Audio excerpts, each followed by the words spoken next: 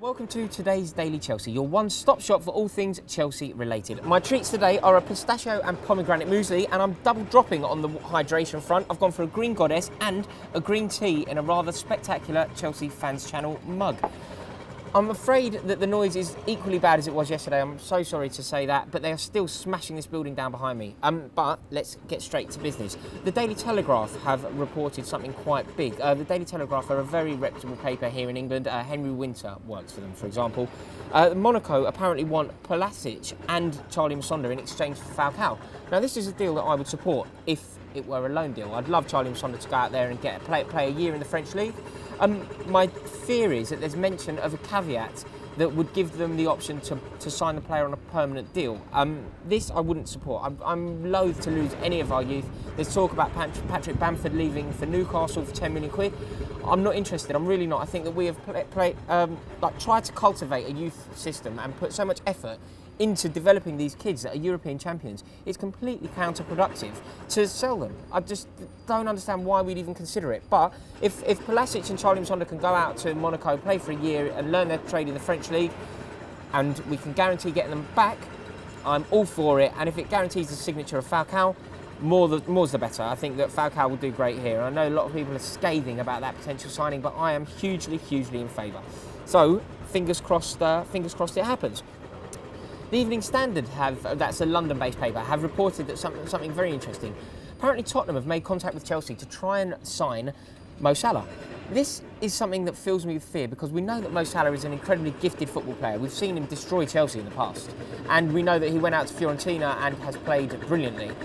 But it didn't really work at Chelsea. Tottenham are prepared to take the gamble apparently, and Pochettino is a massive fan, and they have contacted Chelsea, and Chelsea are open to this suggestion.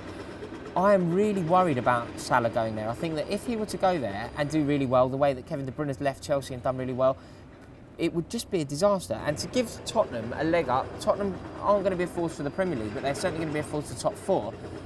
We just don't want to be aiding them. They're a huge rival of us, so we just don't want to be doing them any favours, really. So it's something that Chelsea seem open to. Apparently Salah's quite keen on the deal himself.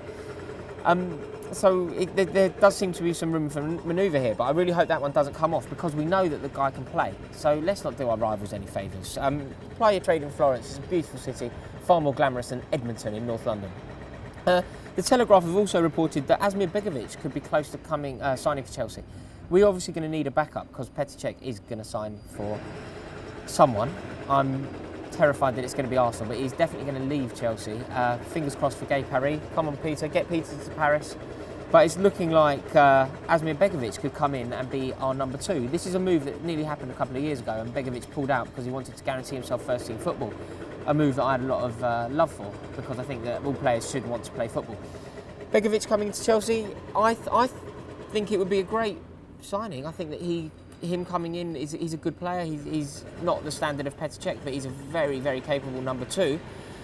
So it's a move that I'd be in favour for, but equally I think that John Ruddy, Rob Green can all do a great job while ticking the homegrown box as well. So yeah, that looks likely. A move I'm far more in favour of, Alex Oxlade-Chamberlain from the again in the Daily Telegraph, Henry Winter's paper, and they say that Jose Mourinho is very keen to pay 20 million quid for the Ox. He's a very good player, we know that. I just can't see this move coming off. Regardless of what happens with Petr Cech, I cannot see Wenger selling one of his best youth England internationals to a team that are going to win the Premier League. I just can't see it happening. But fingers crossed it does. Guys, would you be interested in seeing that? What do you think? Would you like to see Oxlade-Chamberlain in a blue shirt? And what do you think of these loan deals? Pulisic and Musonda off to Monaco for a year. I think it would be a good move. I can't see why it wouldn't be good. It's obviously not going to hamper their development. It's going to encourage it.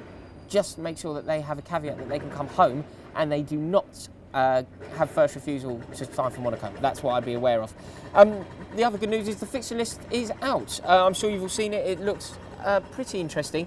And the good news is Jack Davis and I are going to be having a chat in a little while. The video will be live very soon, and we're going to have a chat and identify the 5 places that Chelsea are going to win the Premier League. Come on, you Blues. I think Paul Pogba is of sufficient quality that, especially in that league as well, especially in the Italian league, he's probably the best player in that league.